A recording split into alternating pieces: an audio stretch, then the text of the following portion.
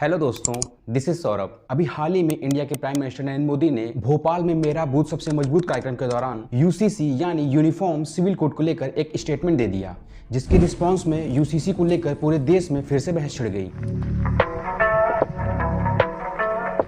Uniform civil code, जिसमें 3 शब्द है, जिसमें से पहले शब्द यूनिफॉर्म का मतलब होता है भारत के सभी नागरिक किसी भी कंडीशन में समान रहेंगे यानी यूनिफॉर्म रहेंगे, और दूसरा शब्द है सिविल, जो कि लैटिन शब्द सिविल से आता है, जिसका अर्थ होता है नागरिक। यदि हम लॉ शब्द को एडजेक्टिव के रूप में लेते हैं तब इसका अर्थ होता है राइट ऑफ सिटीजन्स, और अंतिम में आता है तीसरा शब्द यानी कोड। ये भी लैटिन के कोडेक्स शब्द से आता है, इसका अर्थ होता है बुक। तो इसका मतलब ये हुआ कि ऐसा कानून जो भारत के प्रत्येक नागरिक के लिए समान हो, जो किसी भी आधार पर, बर्थ के आधार पर, प्लेस के आधार पर, जेंडर के आधार पर, रिलीजन के आधार पर भेदभाव ना करता हो। इससे पहले 2016 में लॉ मिनिस्ट्री ने 21st लॉ कमीशन को यूसीसी के ऊपर एक फाइनल रिपोर्ट तैयार करने को कहा था। फॉर्मर सुप्रीम कोर्ट के जज डीएस चौहान की अध्यक्षता वाले इस कमीशन ने अपनी 185 पेज की रिपोर्ट को लॉ मिनिस्ट्री को सौंप दिया था और ये कहा यूसीसी यानी यूनिफॉर्म सिविल कोड की अभी देश में कोई भी जरूरत नहीं। लेकिन इस साल इंडिया के 22nd लॉ कमीशन ने 14 जून 2023 को भारत के सारे अपोजिशन पार्टी और भारत के सभी नागरिकों से पुनः यूसीसी पर 14 जुलाई 2023 तक अपनी राय रखने को कहा है, जिसके रिस्पॉन्स में अपोजिशन पार्टी आपस में डिवाइड हो गई हैं। यूनिफॉर्म सिविल कोड की जब बात प्रधानमंत्री कर रहे हैं, वो यूनिफॉर्म सिविल कोड की नहीं बात कर रहे, वो हिंदू सिविल कोड की बात कर रहे। हमारी ये जिम्मेदारी है, गवर्नमेंट अगर कॉन्स्टिट्यूशन के खिलाफ कोई कानून बनाए तो हम आवाज बुलंद करेंगे, ये हमारी जिम्मेदारी है डेमोक्रेटिक। अगर हम बात करें संविधान सभा की, यूसीसी को लेकर पहली बार बहस 23 नवंबर 1948 को हुई थी। इसे मुंबई से इलेक्टेड संविधान सभा के सदस्य मीनू मसानी ने प्रस्तावित किया था और इस मुद्दे को लेकर संविधान सभा अगले दिन यानी 24 नवंबर 1948 को संविधान सभा में जोरदार बहस छिड़ गई थी, जिसको टाइम्स ऑफ इंडिया ने a series of full blooded speech कहकर छापा। संविधान सभा में यूसीसी का सबसे पहले विरोध मद्रास से इलेक्टेड मोहम्मद इस्माइल ने, जो 5 मुस्लिम सदस्यों में से एक थे। इसके अलावा इंकलाब जिंदाबाद का नारा लिखने वाले उर्दू शायर मौलाना हसरत मोहानी ने भी यूसीसी का फुलजोर विरोध किया था। यूनिफॉर्म सिविल कोड का सबसे पहले समर्थन महिला सदस्यों ने किया था। उन 15 महिला सदस्यों में से हंसा मेहता ने यूसीसी की पैरवी की और ड्राफ्टिंग कमेटी के सदस्य केएम मुंशी, मीनू मसानी, कन्हैयालाल मणिकलाल और ड्राफ्टिंग कमेटी के अध्यक्ष भीमराव अंबेडकर और जवाहरलाल नेहरू समेत पूरी कांग्रेस ने, जी हाँ आपने सही सुना, कांग्रेस ने। कांग्रेस उस वक्त यूसीसी के समर्थन में थी और आज वो यूसीसी के विरोध में है। डॉक्टर भीमराव अंबेडकर यूसीसी को लागू करना भी चाहते थे और नहीं भी। अरे कहना क्या चाहते हो?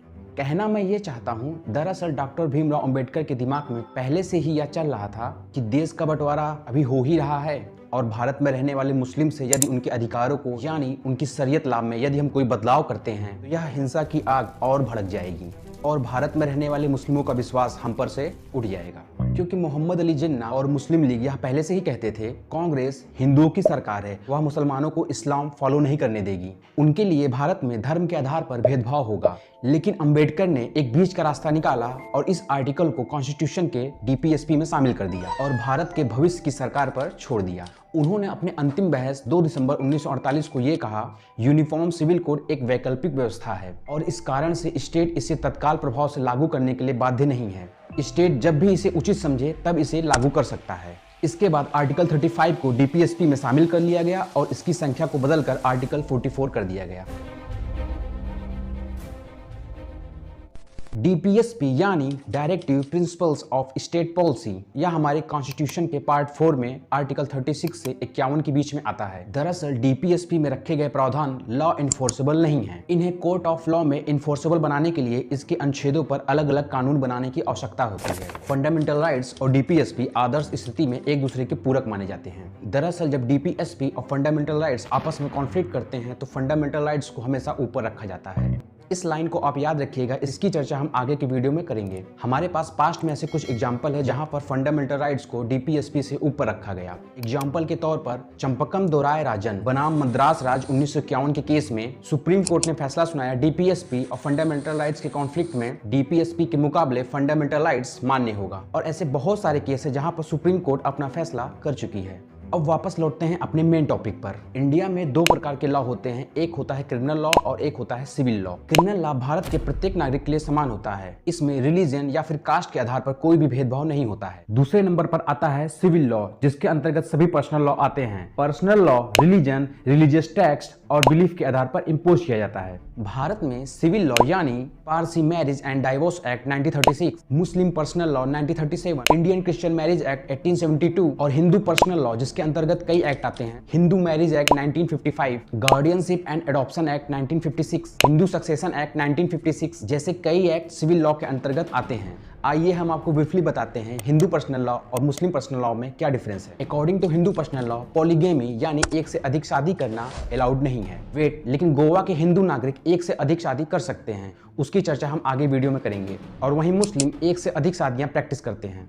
एडॉप्शन यानी बच्चा गोद लेना, आप हिंदू धर्म में हैं तो आप किसी भी बच्चे को गोद ले सकते हैं, जबकि मुस्लिम पर्सनल लॉ के अकॉर्डिंग कोई भी मुस्लिम व्यक्ति या फिर मुस्लिम औरत किसी भी बच्चे को गोद नहीं ले सकता। हिंदू पर्सनल लॉ के अकॉर्डिंग मैरिड वुमेन को प्रॉपर्टी पर उतना ही हक होता है जितना कि एक मैन को होता है। हिंदू सक्सेशन एक्ट 1956 के अकॉर्डिंग अनमैरिड हिंदू वुमेन का अपने पेरेंट्स के प्रॉपर्टी पर कोई भी हक नहीं था, लेकिन बाद में चलकर 2005 में इस एक्ट में अमेंडमेंट करके अनमैरिड वुमेन को भी पेरेंट्स के प्रॉपर्टी में हक दिया गया। और वहीं मुस्लिम पर्सनल लॉ के अकॉर्डिंग मैरिड वुमेन को 1/8 या फिर 1/4 प्रॉपर्टी मिलेगी। यह इस बात पर डिपेंड करता है कि उस मुस्लिम महिला के कितने बच्चे हैं। अगर वहीं कोई मुस्लिम महिला अनमैरिड है तो फिर उसको अपने भाई के हिस्से में आई हुई प्रॉपर्टी का आधा हिस्सा मिलेगा। एग्जाम्पल के तौर पर यदि उसके भाई के हिस्से में 1000 स्क्वायर फीट का मकान आता है तो उस मुस्लिम अनमैरिड महिला को 500 स्क्वायर फीट ही मिलेगा। पूरे भारत देश में गोवा एक ऐसा अकेला राज्य है जहां पर यूसीसी अभी भी लागू है। दरअसल गोवा पुर्तगीज की कॉलोनी हुआ करती थी। पूरे इंडिया पर ब्रिटिश की हुकूमत हुआ करती थी, पर गोवा पर पुर्तगीज की। गोवा में यूसीसी आजादी से पहले 1867 से ही लागू था। जब भारत में इसका विलय 1961 में हुआ था, तब 1867 से चलते आ रहे नियमों में कोई भी बदलाव नहीं हुआ, जिसके कारण से गोवा देश का पहला राज्य बन गया जो आजादी के पहले भी यूसीसी को लागू किया था और आजादी के बाद भी यूसीसी को लागू किया है। अगर हम बात करें गोवा के यूसीसी लॉ की, तो वहां पर हिंदुओं को अलाउ है एक से अधिक शादी करना। ये क्या बात करता है यार? यानी वहां पर हिंदुओं के लिए पॉलीगैमी अलाउ है, जबकि मुस्लिमों के लिए ऐसा वहां पर नहीं है। इसी के बारे में मैंने कुछ देर पहले आपसे वीडियो में बात की थी।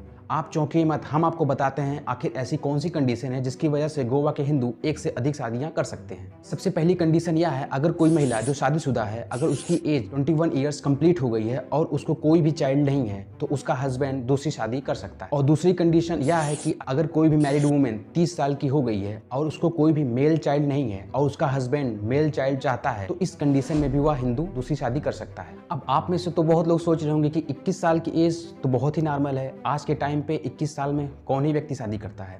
लेकिन आपको यह ध्यान रखना होगा कि यह नियम 1867 में बनाया गया था और तब से इन नियमों में कोई भी बदलाव नहीं हुआ है। और 1867 के टाइम पे शादियां 13 से 14 साल की उम्र में हो जाती थी, तो उस टाइम के अकॉर्डिंग आप देखेंगे तो 21 साल काफी ज्यादा एज थी। लेकिन पिछले साल 2022 में गोवा के चीफ मिनिस्टर प्रमोद सावंत ने सेकेंड मैरिज ऑफ हिंदू को लेकर ये कहा कि ये नियम समय के साथ इररिलेवेंट हो गए हैं, क्योंकि 1910 के बाद से कोई भी हिंदू नागरिक को इस नियम के आधार पर साल 1910 के बाद से ही कोई भी सेकेंड मैरिज अलाउ नहीं की गई है। और गोवा एक ऐसा अकेला राज्य नहीं है जिसने यूसीसी को लागू किया हो, बल्कि पिछले साल उत्तराखंड के सीएम पुष्कर धामी ने यूसीसी को लेकर एक कमीशन गठित किया था। उस कमीशन ने अभी 4 दिन पहले ही 30 जून 2023 को इस ड्राफ्ट को उत्तराखंड गवर्नमेंट को सौंप दिया है।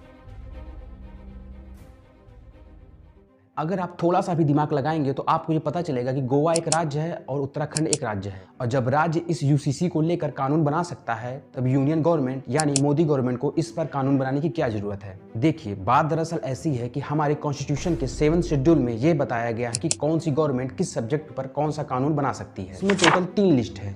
पहली लिस्ट है यूनियन लिस्ट, जिसमें 97 सब्जेक्ट हैं। इसमें यूनियन को पावर दी गई इससे रिलेटेड लॉ को बनाने के लिए। और दूसरी लिस्ट है स्टेट लिस्ट, जिसमें 66 सब्जेक्ट हैं। इन सब्जेक्टों पर कानून बनाने के लिए इसमें स्टेट को पावर दी गई है। और थर्ड पर आती है कॉन्करेंट लिस्ट, जिसमें 47 सब्जेक्ट है। इन 47 सब्जेक्ट पर यूनियन और स्टेट दोनों मिलकर आपस में कानून बना सकते हैं। इस कॉन्करेंट लिस्ट का आइडिया ऑस्ट्रेलिया के कॉन्स्टिट्यूशन से लिया गया था। एग्जाम्पल के तौर पर मोटर व्हीकल एक्ट 2019, जिसको यूनियन ने क्रिएट किया था। लेकिन आपने यहाँ देखा होगा कि पूरे देश में जो भी व्हीकल्स और फाइन लगे हैं वो स्टेट टू स्टेट वेरी करते हैं, यानी स्टेट इसमें कुछ हद तक बदलाव कर सकती है। ठीक इसी प्रकार यूसीसी के भी केस में ऐसा होगा।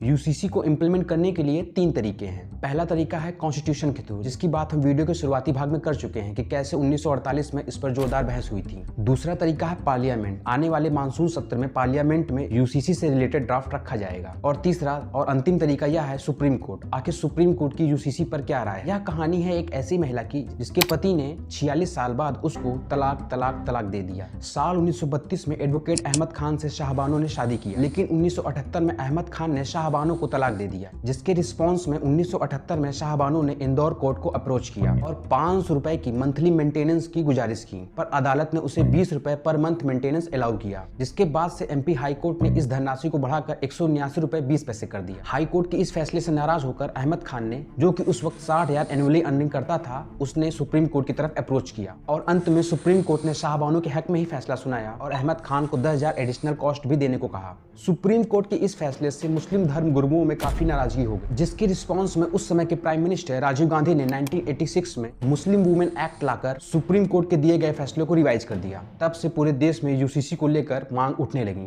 अब हम उनकी बात करते हैं जो यूसीसी का विरोध करते हैं।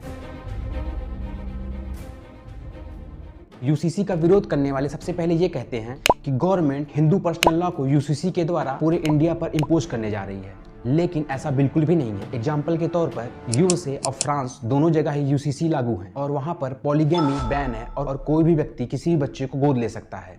तो क्या वहां पर हिंदू पर्सनल लॉ को इम्पोज किया गया है? नहीं ना।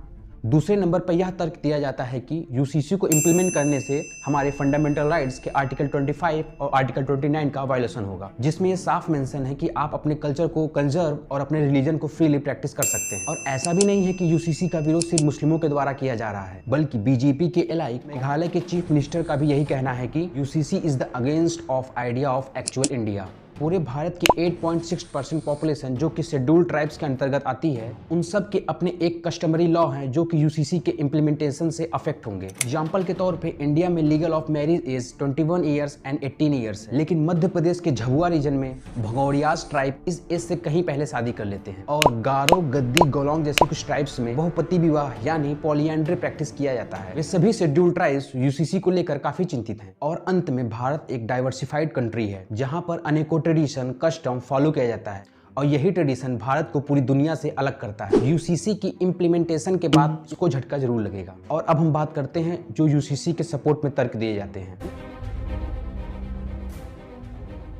उन सब में सबसे पहला तर्क दिया जाता है सिंप्लीफिकेशन ऑफ लॉ। अभी पर्सनल लॉ के तौर पर भारत में सभी धर्मों के लिए अलग अलग कानून है, जिसकी वजह से कई बार इन सबको समझना मुश्किल भरा हो जाता है और इसी वजह से हमारे कोर्ट में अत्यधिक दबाव रहता है। और यदि यूनिफाइड कोड इंप्लीमेंट हो जाएगा तो फिर हमारे कोर्ट केसेस को निपटारा करने में जल्दी होगी। और दूसरे नंबर पर जो तर्क दिया जाता है वो वुमेन्स के राइट को लेकर है। कई पर्सनल लॉ में वुमेन्स को कम राइट दिया जाता है जो जेंडर जस्टिस के अगेंस्ट है और हमारे फंडामेंटल राइट्स के आर्टिकल 14 और 15 का वायलेशन करता है, जिसकी बात हमने वीडियो के शुरू में किया था। यदि डीपीएसपी हमारे फंडामेंटल राइट के साथ कॉन्फ्लिक्ट करेगा तो फंडामेंटल राइट्स को इंप्लीमेंट किया जाएगा। अगर पूरे भारत में एक ही कानून रहेगा तो भारत की एकता और अखंडता मजबूत रहेगी। और वैसे आप सबके इस टॉपिक पर क्या विचार है, आप हमें कमेंट में जरूर बताइएगा। और अगर यह वीडियो आपको इन्फॉर्मेटिव लगा हो तो आप इस वीडियो को लाइक और शेयर जरूर करिएगा और हमारे चैनल को सब्सक्राइब करिएगा।